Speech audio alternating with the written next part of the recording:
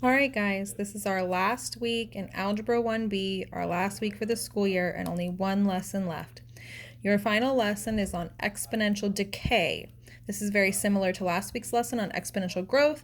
The only difference here is that we will be going down instead of up. So I want you to understand what an exponential decay function would look like.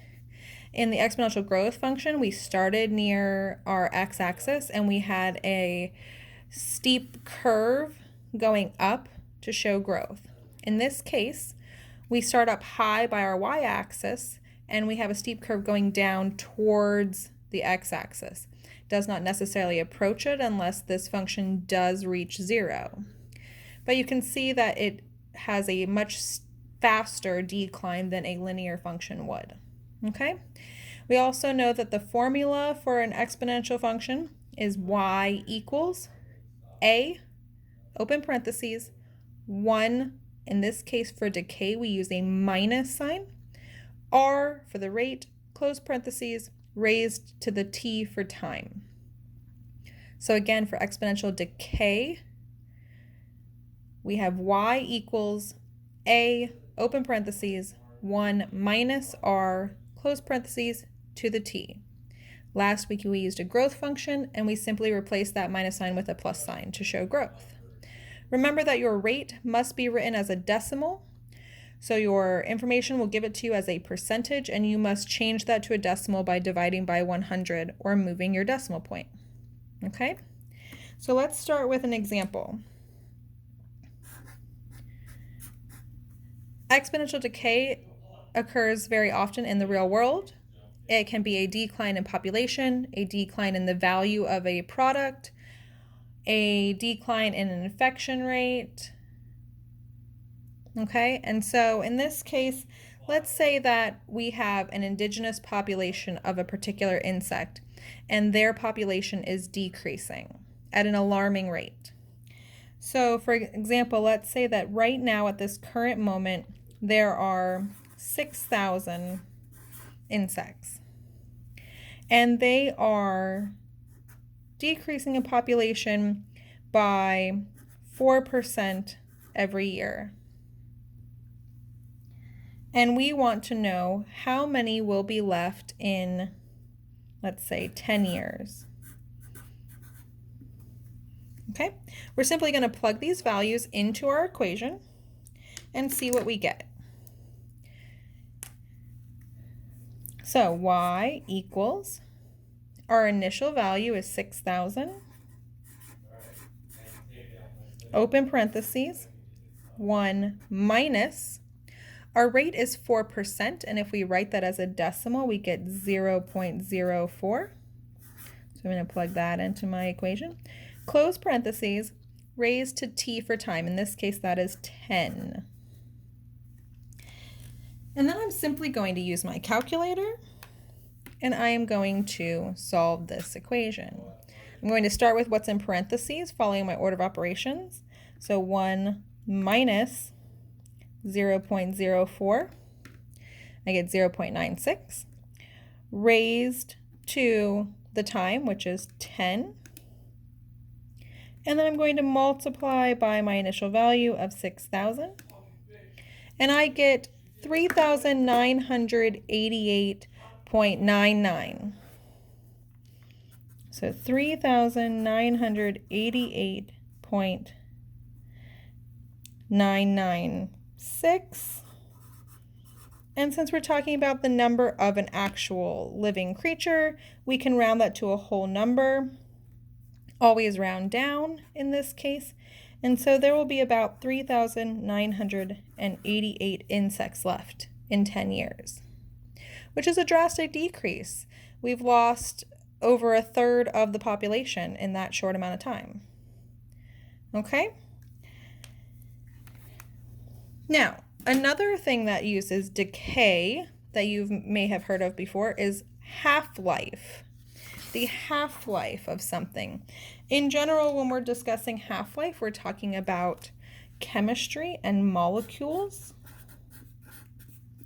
And it is giving you information on how long it takes for half of the material to disappear, to decay. most of these are radioactive materials, okay? And so one of these materials is called lawrencium. And lawrencium has a half-life of 4 hours. Okay? So this means that every 4 hours, the amount of lawrencium I have will decrease by half. It gets cut in half every 4 hours. We can use an exponential function to determine how much of it will be left at certain times. So what we know here is we know that the rate that it is decreasing by is 1/2 or 50%. Okay?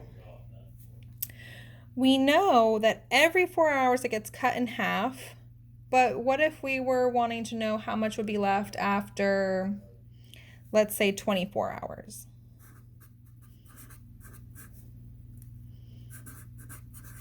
We're not going to use 24 in our equation because it doesn't happen every hour. It wouldn't happen 24 times. So you have to figure out how many times 4 hours would pass in 24 hours. So how many 4 hours go by in 24 hours? Well, that's 6. So what we're actually going to do is we're actually going to use the time of 6 because that's how many times the material is cut in half. So when you're using half-life, the only difference is that you have to find the time based on how many times you hit that half-life mark. In this case, in 24 hours, there will be 6 different 4-hour marks. Okay? So if we start, let's say our initial value is, let's do 100 grams. Okay? Then we can simply plug this into our formula. So y equals, our initial value was 100, open parentheses, 1 minus, our rate here is 50%, so that's 0.50, close parentheses, raised to the number of times we hit the half-life mark, in this case, 6. Once again, I'm going to use my calculator. I'm going to start with what's in the parentheses. 1 minus 0.5 gives me 0.5. Raised to the time, in this case, is 6. And then times my initial value of 100. And my calculator is giving it to me in fractions.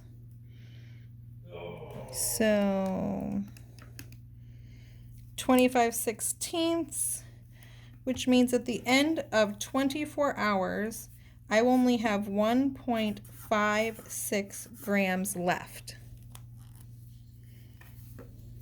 And you can see when it comes to radioactive materials and half-lives, it can decrease very quickly. In the time of 1 day, we went from having 100 grams to only having 1.5 grams. Okay? So you'll have problems related to half-life and exponential decay, and you are prepared for all of those now. For your activity, your last activity of the year, you are to find a real-life example of exponential decay. Please use the internet, research it, send me a few sentences describing the decay and why it is exponential as opposed to linear. Why does it increase exponentially as opposed to a steady rate? Okay? Have a great summer. I hope you enjoy it, and I will see you next year.